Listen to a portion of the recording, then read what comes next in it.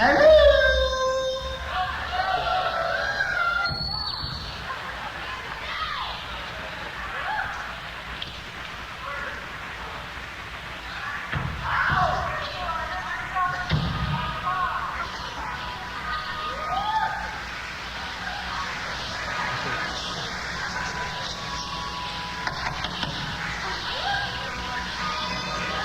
resplendent costume standing before you now is the pride and pomp of the British Empire.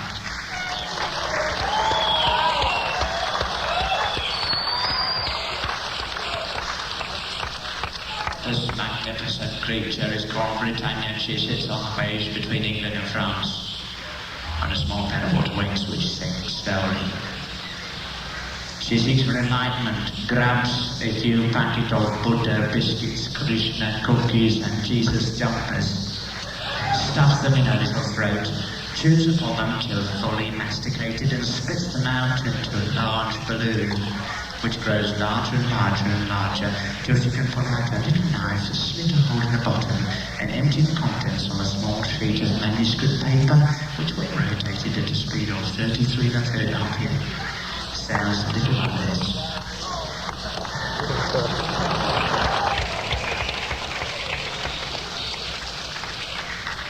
Can you tell me where my country lies? From the uniform to his true love's eyes, it lies with me, cried the Queen of Maybe, for her merchandise he traded in his price.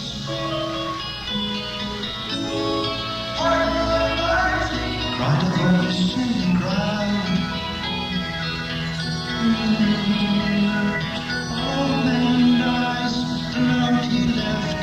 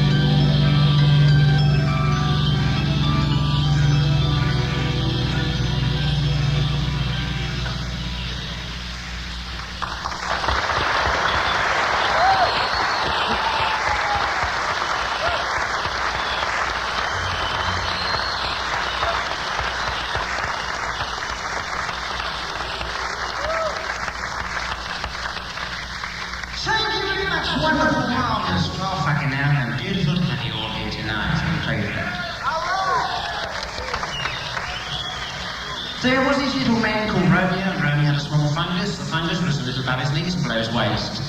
And with tremendous courage, this young man, the hero of our story, Romeo, don't forget the name, Romeo, Romeo, he took his fungus off, right off, very quickly, with courage. And he stuffed the fungus in the oven for 2 weeks. And after 2 weeks, the fungus had changed colour to a deep maroon colour. Deep maroon colour, fungus from Romeo. Very simple so far.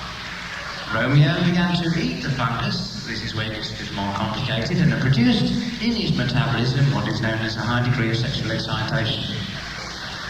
A high degree of sexual excitation is now being symbolised for your benefit.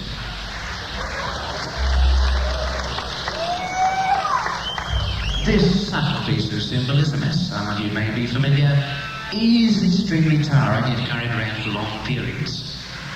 And it was very fortunate for our hero, Romeo, don't forget the name, that just around the corner on a balcony was a little young girl singing sweetly to herself, a little like this. Come and get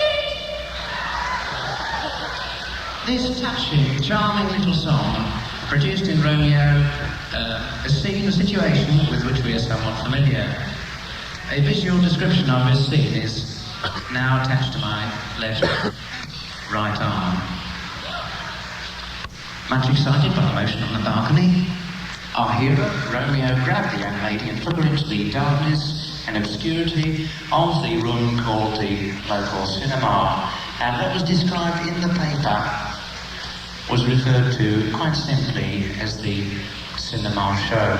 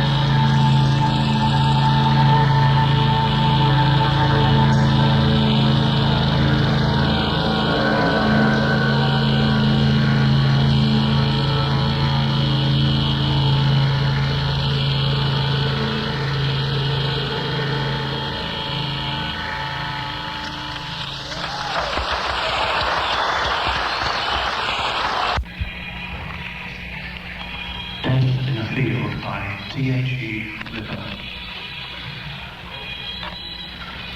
We were walking past the field, and it looked green, wet and yellow. In the middle of the field were stumps, with moss crawling up the bottom and crumbling at the top. These stumps were not the only dead things in the dirty green field, because in the green and yellowness was a dead body. That too was covered with dirty green moss crawling up from the bottom and crumbling at the top. Didn't it look pretty, that dead body in the yellow and green field? Yes, it did look pretty. And being thirsty, walking past the field, we fished out the dead body, which was blue, yellow and green and very pretty. And we put it down upon the road because it was flat on the road. And being flat, we could jump on it. A jump is a little like this. That was a jump. We did several of these jumps for several hours until the body was just a pool of white water. And we drank the water. It was very good. And then on the fifth body, we saw the pool of water was getting very, very dirty around where the mouth had been. And so, being the fifth body, and being the body of a Scottish gentleman who used to call his mouth the first, we call this fifth body the first of the fifth.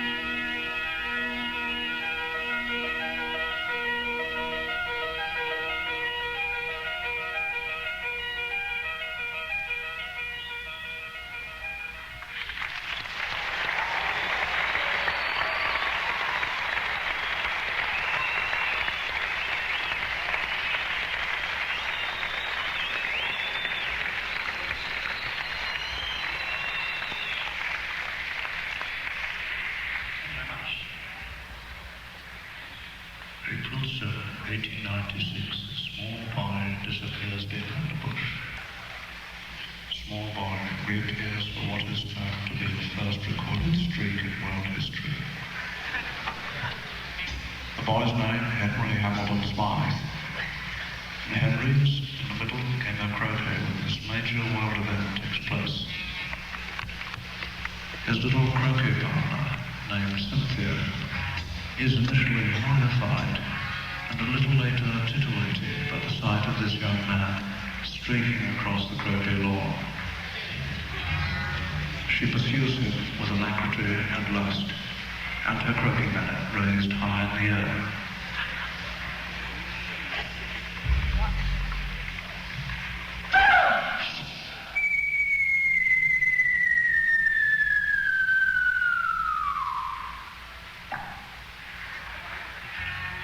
Henry is dead, quite dead. But like all recently deceased English boys, the young man acquires two little white fluff balls under each armpit. The fluff balls instantly materialize into glorious, resplendent, wonder-white, fully deodorized wings. And these wings, when flapped like hell, are capable of raising the young man to heaven. Unfortunately, he is rejected by the authorities, returns all the way down again to the planet to occupy his old man's body. And all this takes place on the opening by little Cynthia, you'll remember from earlier, who opened his favorite musical box.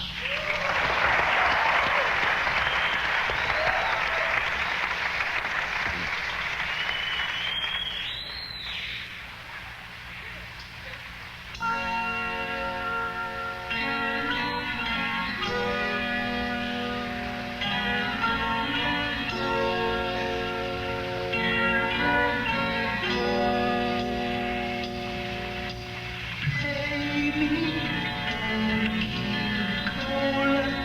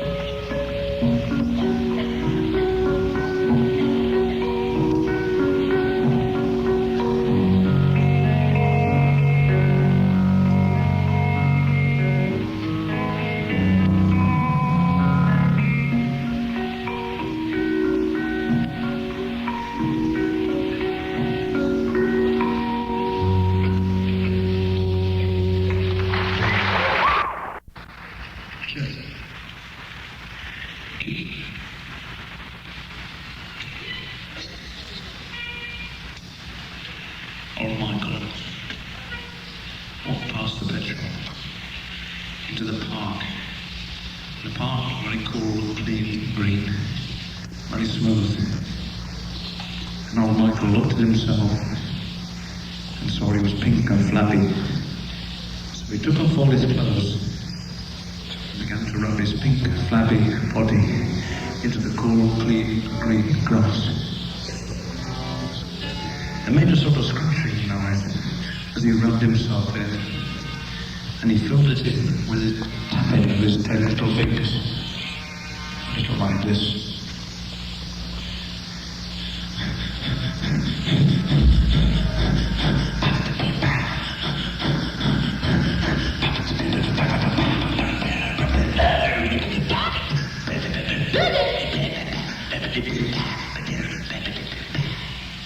So it goes.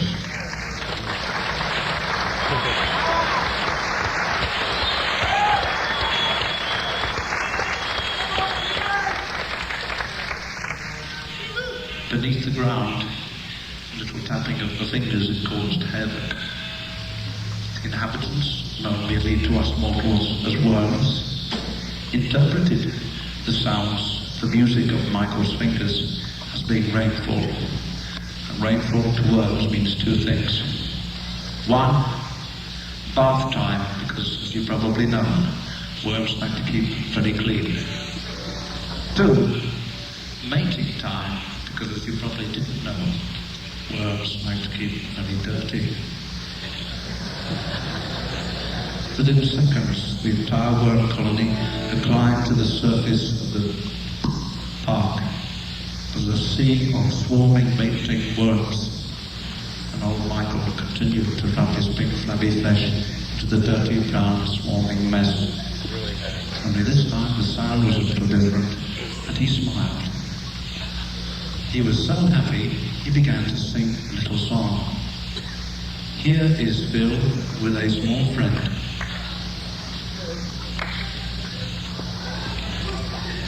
All right, Phil.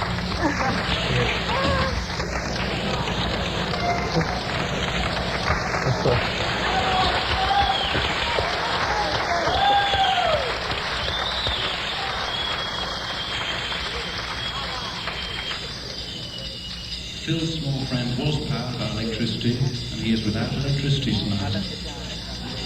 Nevertheless, Phil is half naked and full of it.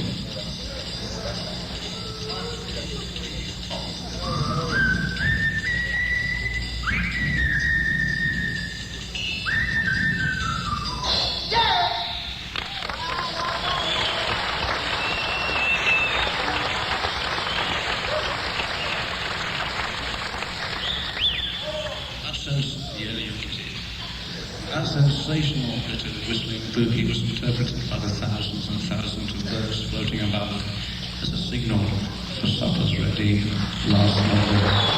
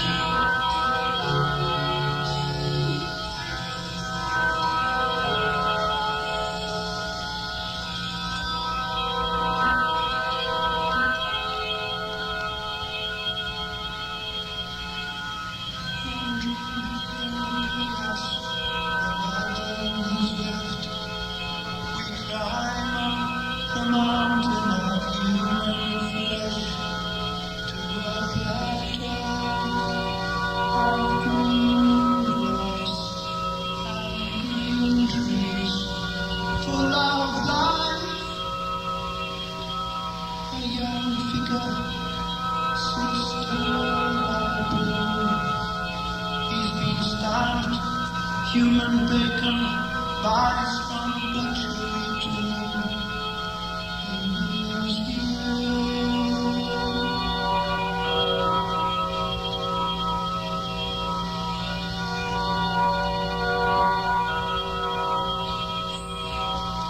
Social security to clear his love. We watch in reverence as Narcissus is turned to wallflower.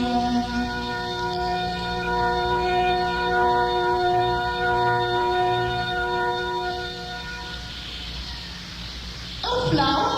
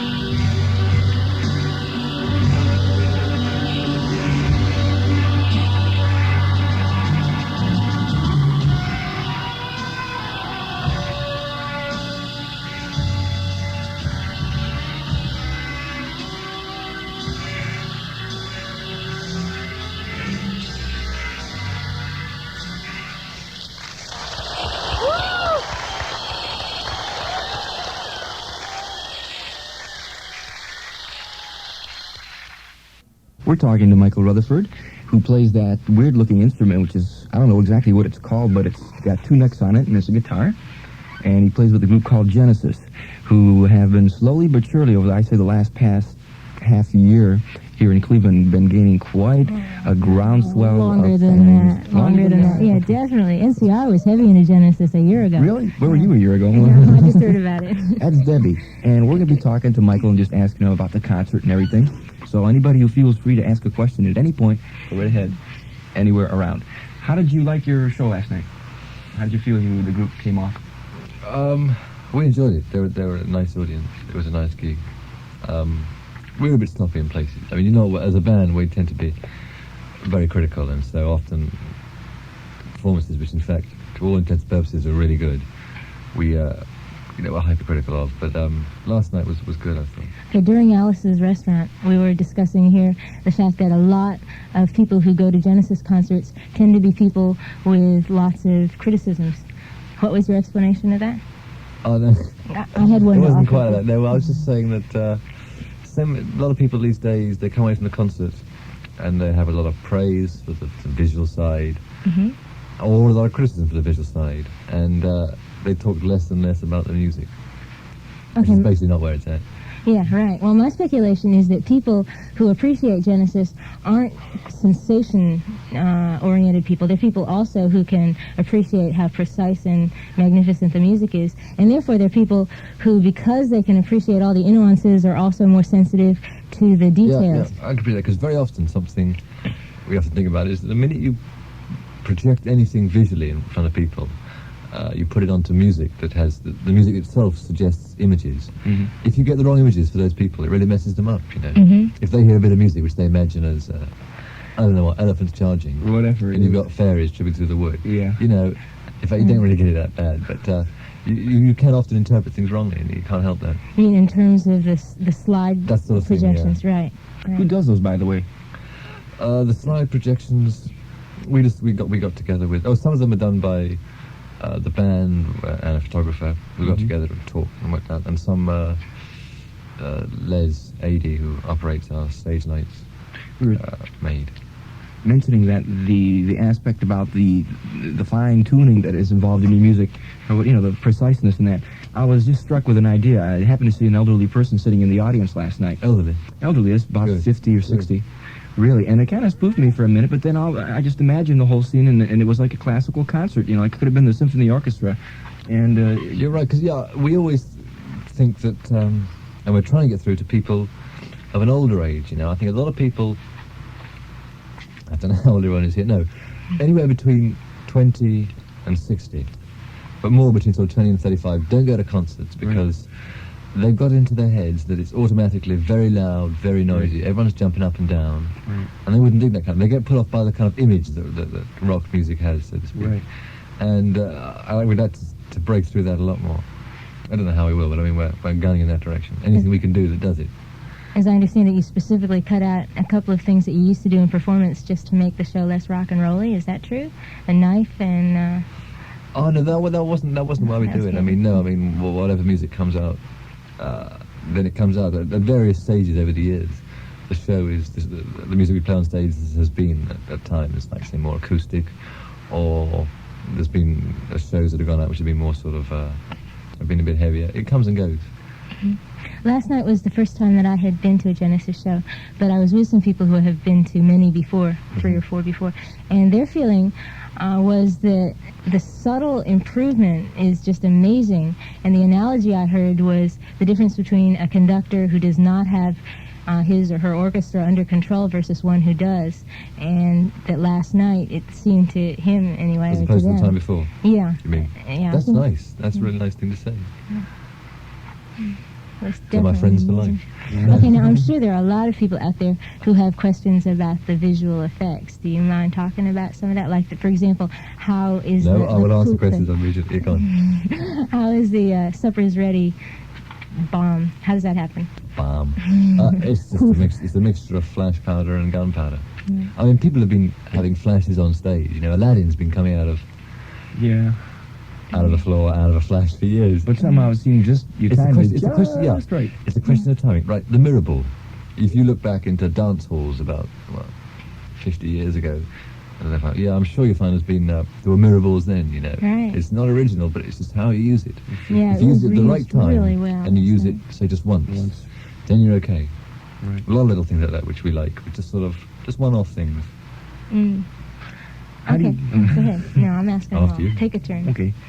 How do you feel about them re-releasing the ABC Genesis album and now the live one? Oh yeah. Well, I mean, I always like it when material comes out because it means people get to hear it who wouldn't otherwise hear it. It's just that it's an awful drag that it couldn't have done. Say everyone got into Singing Above the Pound, which is our current album, and Atlantic had the live album and the old one on ABC. They could have, like, you know, maybe a year's time put together a nice cut price album for those who like Genesis and want to hear some old stuff, you know. Whereas it comes out as like it's advertised as a current album. No one says it was made a while back, you know. And I mean, I like it. It's nice, but it's I think we've improved since then. Right, and you also said something about you probably won't do any of that material from that ABC album again on stage. No. You got. I mean, I think people understand it because, you know, material, you just can't keep playing it all the time. But we got this wild idea of a concert we're going to do sometime. It would happen first in England because they know us very well there. Okay. You've got to do it when people know you backwards in a Right. way of like doing, say, 3 or 4 sets. And we'd have to. I'm not sure we can remember how to play half of them. We have to rehearse the whole material and start off the first set, say the Trespass album, with just us on stage in sort of jeans, how we used to be. Right. And then we develop the whole show with the music. And it would be nice to have a curtain to come down, and then you change the set would build up, and you go through until the present time. It would be fun. The story of Genesis. Yeah, live it's on a kind of stage. it's an ego thing to do, so people have got to know you because they never heard of you, and it's only do all just the history of. You know, so you could do that in Right. England, which would be received quite well. I think it'd be a good idea to do it in the States, though, because for that reason the people aren't that aware of the past, and it would really. So give do I, them but I mean, I think we flow. need to be a bit more well known over here before we do it. That's an A idea. bit more too. established. I'll tell you what we do, Michael Rutherford. We'll play a little bit from your new album, okay? How's that? Yeah. The album's called Selling England by a Pound, and a thing you did last night that Peter just introduced so beautifully. His rambling raps. I know you don't get to hear all of them, but they just kind of lead in so nicely. And much better than I could ever do. All I can say, this is the Firth of Fifth from Genesis.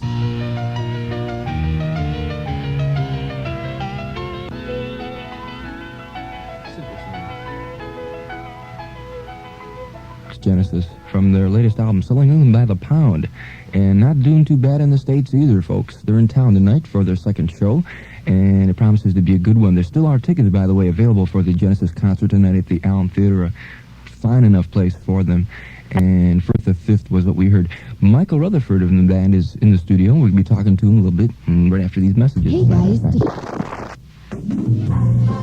See the AMC Economy experts now at Miller AMC Incorporated, 6304 Mayfield Road in Mayfield Heights. Free Clinic West is now organizing a hotline for counseling and referrals, and the word is that they need some help. Michael Rutherford, can you tell us anything about Peter Gabriel? What's the dude really like?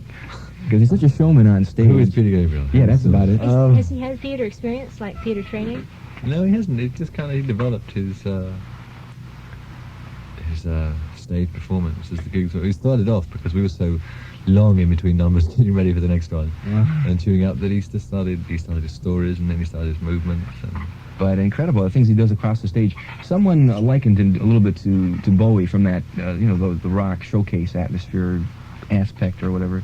It doesn't seem as though it was going to happen when, just didn't expect it from Genesis, and yet it was kind of really a super show, Yeah, I mean, it just as much a ballet as music as visuals as anything else. Very cosmic, very cosmic. It's been a national development for us, so it's always hard to explain kind of how and why it happened. I guess, are you guys currently writing anything along the lines of a new album? Yeah, a little bit too. After this tour, we're going back to make the next album. Who does write? Do you all take turns? It's never broken down on the liner notes. It always says no, and that's because it is everyone. We're very much a band, and we write together. Does anyone take a particular concern toward the words and someone else the music? No, in fact, we all write everything. We all write the lyrics. I think, in fact, no, Pete probably writes more lyrics, but it varies album to album, actually. But it's that's why really it takes us a long time to write the album, because we kind of like everyone to like things before we go on. And if a bit comes in, and there's like an energy level. If there's enough energy, Yeah. not everyone. And one guy's not so wild, you know, but there's enough energy to carry it through. Then it'll go through, and that's how it happens. To ask you, how did that single do? I Know What I Like in Your Wardrobe from Selling England by the Pound album do in England? Well, we have a hit singer in England now. Is that tune? That tune, yeah. I know what it is. It's funny because just a long time ago when we first started writing, we were sort of writing. They were fairly simple songs, you know, and we released a couple of singles and they died a death, you know. It's a different kind of a tune. You know, it's a short thing and it's kind of like a little bopper mover. That's the way it happened, really, because it was written, and normally something like that would be sort of developed or put into a longer piece, but this bit it just seemed to be right. Just stick on that little bit and let's make it a short thing. Is the thing about it's 1 o'clock and time for lunch? Is that all on the 45? Because I think it is. Yes. Oh, it is. I'm sure it is. I was trying to think, but you know, on stage and on the album was a long drone before. Right. We cut that out, I think. Or we cut most of it out because I guarantee that the disc jockeys in England would talk over it anyway. Because the English disc jockeys are very much sort of lappy. Yeah, they are here too, but thank God, not at WMMS. Naming no names, no station. Yeah, right. Right. The only one. Well, Michael, thank you for stopping by, and we look forward to the second show. And when will it be? Next time around for Cleveland. We're coming back here after the summer, so it'll be, I guess, November. We will look forward to it. Okay. Well, I hope we have a new, because we'll be doing 2 shows here, which have been musically very similar.